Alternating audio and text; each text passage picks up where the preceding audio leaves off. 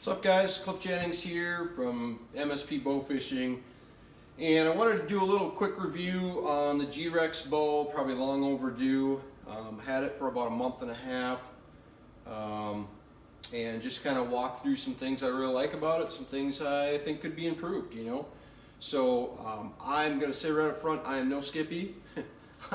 I'm not even going to claim to be. I do not work on as nearly as many bows as he does. I do my own. I've had a fair share of bows that I've tried out to get to the ones that I really like. But this is just my 2 cents on the bow. So I'm trying to be unbiased and tell you both sides of it.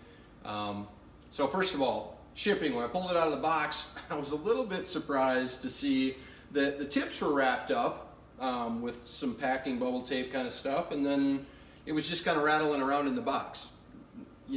I've bought Aero Forces where they've been bubble taped and wrapped and everything else, so that just kind of caught me off guard. Now that said, the bow arrived in perfect condition, so no dings. It didn't appear that it took any harm in that.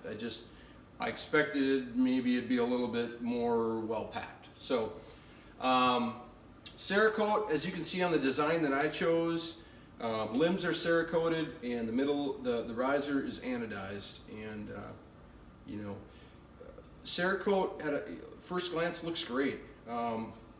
I've only had experience with Cerakoting one AR built a couple years ago, so I'm not an expert. When you look at this up close, the Cerakote is a little rough. It got some texture to it. It seems like maybe it's layered, and I don't know how they do the process. So good or bad, I don't know. I'm just pointing that out. That's something that I noticed. So maybe a 7, 8 out of 10 on the Cerakote. Dropping down into the pros, I would say, as far as anodizing goes, the bow is beautiful. It looks well anodized. That part on their job, it looks great. So impressed by that. Draw cycle, guys have talked about this. You've seen it on the other videos, but their draw cycle on these cams is very different. It's very different. It's smooth to me. It doesn't have any hump to it, which is what I like. I think even in the Oneidas, you got a little bit, you can tell that draw cycle, it's just different, it's hard to explain without pulling it back and trying it out.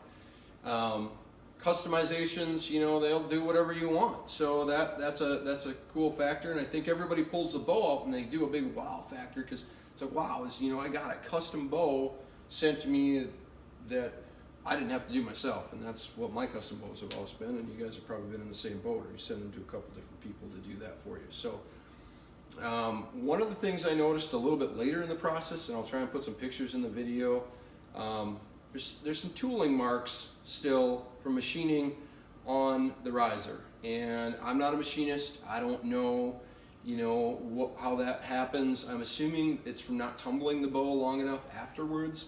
I just think that for finish wise, that's something that I was surprised to see on there. Grips. I did not like the standard grips that they had. I wanted a custom grip. It didn't seem like I kind of struggled with options of what they had. So I just went to eBay, found some scales. These are stabilized, spalted maple, and had them shipped directly to them. They tooled them. They look beautiful. One thing I can say is I noticed there's a crack in the grip right here, right next to where the bolt goes in, and something that surprised me that I saw, and maybe they didn't see him in their defense. Honestly, I didn't talk to Joey after I ordered the thing. Basically sent him my check, told him what I wanted, and they sent it to me.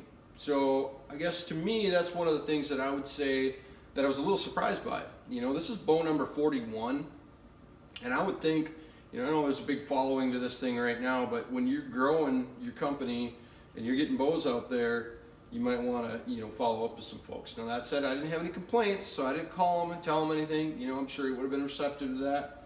I don't know, but it's just one thing that I thought was a little bit odd. The other thing, minor thing, but I'm a sticker guy. I thought it was a little bit funny, for as much as you spend on a bow like this, that you didn't get a sticker with it. And usually, if I'm going to support something, I'm going to put it on my boat, I'm going to put it on my truck. So again, minor, but just throwing it out there. What did I talk about? String. You know, these guys are known for their strings, and I'll say this is by far the nicest string that I've ever had on a bow. Clean, it looks good, you know, it looks like it's built to last, so we'll see. Time will tell on that.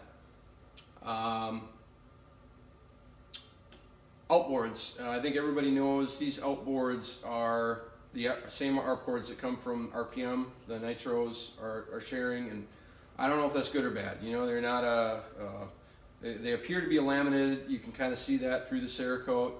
We'll see how time holds up. I know we've been shooting bows with wood limbs for years, and they've done just fine. So I'm assuming these are gonna do the same. When I got the bow, you know, no knock, it wasn't set up. I bought it with the rest and the line puller and the reel seat because I wanted it from them like they expected somebody to fish it.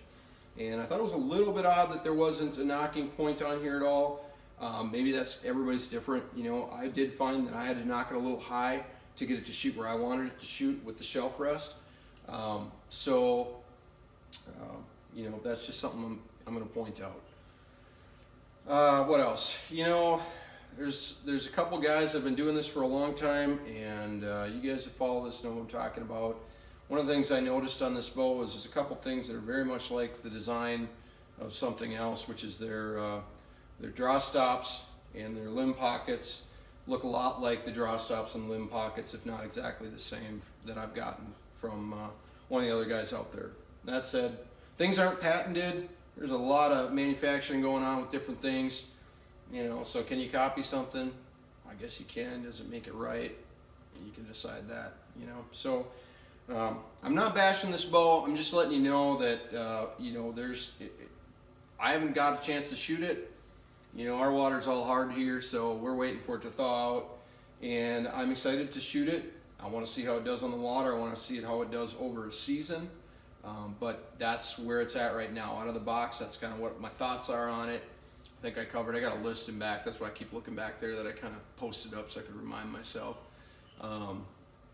Let off, when I got the bow, I wanted it 35 pounds maxed. It's maxed out, it laxed at 37. So that's pretty close. I think it was a little bit weird that the draw stops weren't set to my length. They were actually backed all the way out. Minor deal. You know, I got it and realized that it was drawing further than what I expected it to, and checked it and they weren't set. So I set those myself. But again, little thing. That's it. You know, you guys can take it as you want. Give me feedback. I'm trying to be unbiased on it, and that's all I was trying to do, is do a little review and just kind of let you know my thoughts on it, and hopefully if you're ordering one or you get one, you can get your own expectations and kind of see what you think. I got a wrist sling here from Gino, and it's a great. I try and adorn all my bows with those, and keeps me from dropping in the water when I do something stupid on the boat. So that's it, guys. Good luck, and stay safe out there.